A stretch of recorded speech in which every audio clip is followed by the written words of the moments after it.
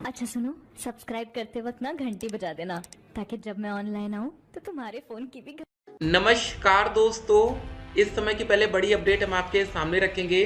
जी हाँ, आज रात तक की जो भी बड़ी अपडेट थे उस अपडेट को आपके सामने रखेंगे और जो भी लेटेस्ट आप लोग ने कमेंट कर रखा है सभी बच्चों के कमेंट का आंसर इस वीडियो में किया जाएगा। जी हाँ, काफ़ी ज़्यादा बच्चों के कमेंट का आंसर इस वीडियो में हम करेंगे। देख सकते हैं आप लोग के जो भी आज के कमेंट्स हैं सबको हम इस वीडियो में देखेंगे। तो काफ़ी बच्चे इस वीडियो को 10 नवंबर देर रात को देख रहे होंगे और कुछ बच्चे इस वीडियो को 11 नवंबर को देख रहे होंगे। ठीक है ना? तो चलिए एक एक करके आज के कमेंट्स का आंसर हम इस वीडियो में करेंगे। लेकिन अभी आप लोग को पता होगा जैसा कि डीएलएड 2023 बैच का फर्स्ट सेमेस्टर का रिजल्ट आया है। जी हाँ, अभी आप लोग का जब एडमिशन होगा डीएलएड 2024 बैच में तो आप लोग का अभी कुछ ही दिन के अंदर 6 महीने के अंदर फर्स्ट सेमेस्टर का एग्जाम होगा। तो देखिए, अगर आप लोग सच्चाई नहीं जानेंगे, ठीक से तरीका नहीं जानेंगे ना, तो आप लोग गलती करेंगे। हम एक बात और कहेंगे, आपकी किस्मत बहुत अच्छी है कि अभी आपका एडमिशन भी नहीं हुआ और आपके सामने डीएलएड का रिजल्ट आ चुका है। जी हाँ, डीएलएड प्रथम सेमेस्टर में 60% बच्चे उत्तीर्ण हुए। इसका मतलब अगर 100 बच्चे पेपर में सम्मिलित हुए थे तो 60 बच्चे पास हुए और 40 बच्चे क्या हुए, फेल हुए। इस तरह आप समझ सकते हैं। ठीक है, अगर आप यही संख्या 2 लाख में कर देंगे तो 2 लाख में 2 से ये संख्या आ जाएगी, लगभग 80,000 बच्चे फेल हो जाएंगे। तो आप लोग के टाइम में भी कुछ ऐसा ही रहेगा। तो देखिए, अगर आप तैयारी बेहतर रखेंगे तभी डीएलएड में पास हो सकते हैं, नहीं तो यहाँ पर बैक लगना लगभग क्लियर होती है। ठीक है, आप लोग के कमेंट का आंसर इस वीडियो में किया जाएगा और स्टेट रैंक का जो बच्चे बेसब्री से इंतजार कर रहे हैं कि मेरिट लिस्ट या स्टेट रैंक या आपकी कट ऑफ कितनी जाएगी। जी हाँ, देखिए दोस्तों, एक और बात आपको बताना चाहेंगे। इस बार जब डीएलएड का रिजल्ट आया 2024 में, अभी हमने जो देखा तो कुछ ऐसे कॉलेज थे जहाँ पर प्रैक्टिकल में काफ़ी नंबर कम दिया गया। कुछ बच्चे जातिवाद का नाम दे रहे थे, कुछ बच्चे अलग अलग उसको नाम दिए। देखें सर, सभी सेमेस्टर के सभी विषय में पास होने पर भी चतुर्थ सेमेस्टर में फेल दिखा रहा है। ऐसा इसलिए हो सकता है, आप तो सभी विषय में पास होंगे, लेकिन हो सकता है अगर आप फेल हैं तो आप वहाँ पर जाकर ग्रेड चेक करिएगा। कहीं अगर आपको डी दिख रहा है तो उसका मतलब आप उस सब्जेक्ट में फेल हैं। ठीक है, ऐसा कहाँ हो सकता है, कभी कभी प्रैक्टिकल में कॉलेज की लापरवाही के चलते आप फेल हो जाते हैं। 2 सब्जेक्ट में बैक लगा है तो क्या करना है फिर, कोई दिक्कत नहीं। 2 सब्जेक्ट में बैक लगा, कोई दिक्कत नहीं है, आप नेक्स्ट सेमेस्टर में जा सकते हैं। लेकिन अगर आपके 3 में बैक लगती तो सेमेस्टर बैक होता, फिर से आपको पूरे सेमेस्टर के सारे सब्जेक्ट के एग्जाम देने पड़ते हैं। सर डीएलएड में टोटल कितने नंबर का होता है? टोटल आपका दोस्तों डीएलएड 800 नंबर का हर एक सेमेस्टर होता है। सर डीएलएड बीटीसी एग्जाम देने जाऊंगा, जो क्वेश्चन मिलेगा उसको पर क्वेश्चन कितने पेज में लिखना होगा क्वालिफाई के लिए? ठीक है, तो देखिए कैसा कमेंट है। देखिए एक बात याद रखिए, जो हमारा डीएलएड का एग्जाम होता है 50 नंबर का होता है पेपर और एक 25 का होता है। देखिए जो लघुत्तरी क्वेश्चन आते हैं वो 2 नंबर के आते हैं, तो ज़्यादा नहीं लिखना रहता। देखिए आप ऐसे लिखिए ना, काम की बातें लिखिए। मेन गलती बच्चे क्या करते हैं, वो सारी बातें लिखते हैं जो उससे बिल्कुल रिलेटेड ही नहीं होता है। बनाकर लिखना चाहिए, लेकिन उसके लिए भी थोड़ा सा नकल में भी अकल और वैसे होशियारी में थोड़ी और होशियारी आपको करनी पड़ेगी। स्टेट रैंक कब आएगा सर, प्लीज रिप्लाई करिए। देखिए स्टेट रैंक अब ज़्यादा समय लगेगा नहीं, क्योंकि जो मेन काम था पीएनपी को केस फाइल करने की परमिशन लेनी थी, वो सरकार की तरफ से हमें मिल गई है। जब परमिशन मिल चुकी है तो अब जो समय लगेगा लगेगा, लेकिन उतना ज़्यादा नहीं लगेगा। जो सबसे मेन दिक्कत थी वो दिक्कत खत्म है। सर अगर मेरा स्टेट रैंक 20,000 1 से लेकर 80,000 के बीच में आती है, अगर मैं 1 से 20,000 रैंक में काउंसलिंग करवाना चाहूँ तो क्या करवा सकती हूँ कि नहीं? प्लीज़ सर बताइए। बिल्कुल आप नहीं करवा सकते। अगर आपकी रैंक देखिए, अगर आपकी रैंक मान लीजिए 35,000 है, ठीक है, और मौका जब पहली राउंड की काउंसलिंग होगी तो वहाँ पर मौका मिलेगा रैंक 1 टू 20,000। तो आपकी जब रैंक ही नहीं है तो आप कैसे काउंसलिंग करा सकते हैं? ठीक है, अब दूसरी कंडीशन समझ लीजिए, अगर आपकी रैंक है मान लीजिए 15,000, ठीक है, और उस समय काउंसलिंग हो रही है 20,000 1 से लेके 80,000 में, तो ये 15,000 वाला बच्चा यहाँ पर काउंसलिंग करा सकता है, क्योंकि इन बच्चों की रैंक आती है। ठीक है, तो ये आपको ध्यान देना। जिन बच्चों की रैंक अच्छी है 1 से लेके 20,000 वाले बच्चे कभी भी काउंसलिंग करा सकते। बाकी जिन बच्चों की रैंक ज़्यादा है वो हर वक्त उनको मौका नहीं मिलेगा। सर मेरा 228 से ओबीसी सरकारी कॉलेज मिल जाएगा। अब देखिए चांस आपका बनेगा सचिन जी, लेकिन कंपटीशन इतना ज़्यादा है ना इस समय।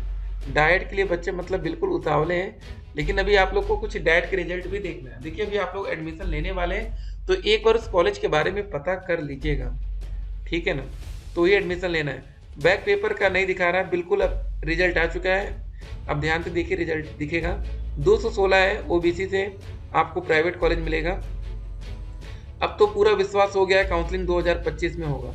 जी हाँ, देख सकते हैं बच्चों में गुस्सा, बिल्कुल ये बात एकदम क्लियर है, क्योंकि काउंसलिंग का तो हम नहीं कह सकते कब तक होगा, लेकिन जो आपकी क्लास स्टार्ट होनी थी 12 दिसंबर से, वो अब 2025 में जा सकती है। काउंसलिंग तो जल्दी होगी, 2025 में काउंसलिंग मतलब बहुत ही ज़्यादा लेट हो जाएगा। सर मेरा रिजल्ट निकाल दो, ठीक है कोई बात नहीं, आप हमें व्हाट्सएप पर मैसेज करिए, आपका रिजल्ट निकाला जाएगा। 12th लेवल पर एडमिशन नहीं होगा, बिल्कुल नहीं होगा, ठीक है। अब तो ख़त्म कहानी।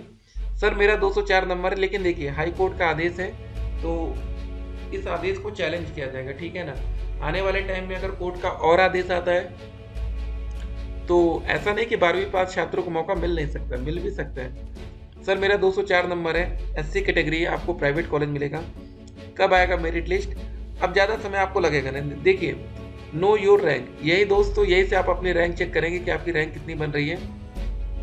उसके बाद OTP जनरेट करने के भैया 5000 रुपये लगते हैं, और अलॉटमेंट रिजल्ट डाउनलोड करने के लिए भी 5000, टोटल मतलब 10,000 पेमेंट देना पड़ेगा। आपकी स्टेट रैंक बिल्कुल ऐसी दिखेगी 2023 में। देखिए जो पहले रैंक आती थी, अब उस तरह रैंक नहीं आती, नहीं तो पहले सार्वजनिक रैंक आती थी सभी बच्चों की, जहाँ पर क्लियर होता है कि 300 में से 300 कितने बच्चे पाए, 299 कितने बच्चे पा रहे, सब कुछ पता चलता था। तो ये वाला दोस्तों जो रजिस्ट्रेशन का विवरण है 2024 का, ये आपके पास होना चाहिए। अगर ये आपके पास नहीं है ना, तो फिर आप दिक्कत में आ सकते हैं, ठीक है। ये एक बहुत ही इंपॉर्टेंट डॉक्यूमेंट्स आपके लिए हो सकता है, ठीक है।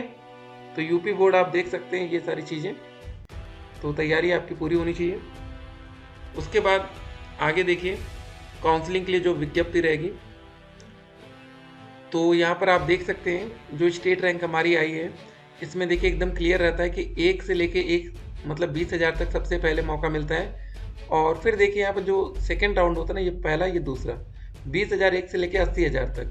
लेकिन एक बात और ध्यान देना, जो ये क्रम 1 में होता है ना, जो बच्चे विकल्प नहीं भर पाए या जिन्हें प्रशिक्षण संस्थान आवंटित न हुआ, उनको भी मौका मिलता है। तो इन बच्चों को मौका यहाँ भी मिलेगा, इन बच्चों को मौका यहाँ भी मिलेगा, इन बच्चों को मौका यहाँ भी मिलेगा, मल्टीपल टाइम इन बच्चों को मौका मिलता है।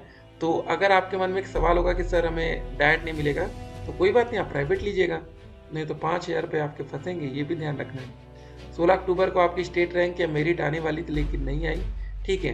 तो एक और दोस्तों, आपको कौन कौन से डॉक्यूमेंट्स तैयार रखने हैं। अब रिजल्ट भी DLED का आ रहा है, तो भाई आगे का प्रोसेस अब तेजी से होगा। जो PNP का जो मेन काम था वो कंप्लीट हो गया कि फर्स्ट और थर्ड का रिजल्ट देना था। अब एग्जाम की बात होगी, सेकंड और फोर्थ की, फर्स्ट और थर्ड के एग्जाम की भी बात बच्चे रखेंगे, ताकि जिन बच्चों की बैक लगी है, इतने ज़्यादा बच्चे फेल हुए हैं, तो उनको बैक पेपर भी तो देना है। अगर अभी हो जाएगा तो और बेहतर है। अलॉटमेंट लेटर दोस्तों ये 10,000 देने पर मिलेगा। आवेदन पत्र का प्रिंट आउट, यही वाला है आवेदन पत्र का प्रिंट आउट, ये आपको चाहिए होगा। उसके बाद इसको हटा दीजिए, इसको हटाइए। हाई स्कूल का रिजल्ट सर्टिफिकेट, इंटरमीडिएट का रिजल्ट सर्टिफिकेट, ये सारी चीज़ें ओरिजिनल भी चाहिए और फोटोकॉपी भी। और ग्रेजुएशन का रिजल्ट और प्रोविजनल से काम चल जाएगा। निवास जाति प्रमाण पत्र, EBS EWS है तो ठीक है, दिव्यांग है तो ठीक है, नहीं तो कोई मतलब नहीं। भूतपूर्व सैनिक या स्वतंत्रता संग्राम सेनानी प्रमाण पत्र, अगर आप इस कोटे से भरें तो ही आपको लगेगा, नहीं तो 10, 11, 12 भूल जाइए, ठीक है, इसको हटाएंगे। बाकी सरकारी कॉलेज की फीस 10,200 होती है, आप एडवांस में 10,000 जमा कर देंगे, बाद में मात्र 200 रुपये में आपका एडमिशन होगा।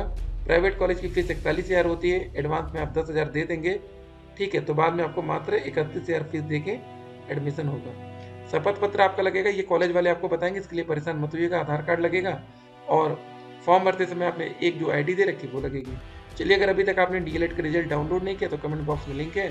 अगर आपको हमारे व्हाट्सएप चैनल से जुड़ना है तो भी कमेंट बॉक्स में लिंक है, उससे जुड़ जाइए। फिर मिलते हैं एक और वीडियो में। फिलहाल देख सकते हैं 12वीं पास को प्रवेश के विरुद्ध की अपील की अनुमति मिल गई, तो PNP को अपील के लिए शासन से अनुमति का था इंतजार, तो हो चुका है, ठीक है ना।